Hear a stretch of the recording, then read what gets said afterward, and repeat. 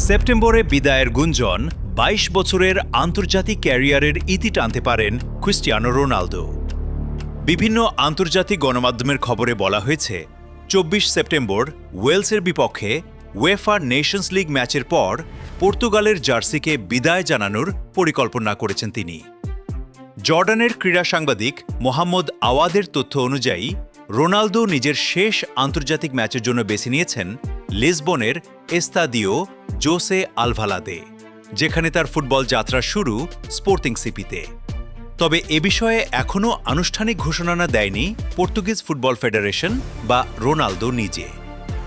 ৪১ বছর বয়সী রোনালদো ২০০৩ সালে জাতীয় দলে অভিষেকের পর খেলেছেন ২২৬ ম্যাচ, করেছেন আন্তর্জাতিক ফুটবলের সর্বোচ্চ ১৪৩ গোল, জিতেছেন ইউরো ও উয়েফা নেশনস লিগের শিরোপাও।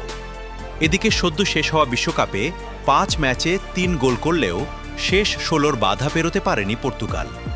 তবে ক্লাব ফুটবলে এখনই থামছেন না রোনালদো। আল নাসেরের সঙ্গে ২০২৭ সাল পর্যন্ত চুক্তি রয়েছে তার।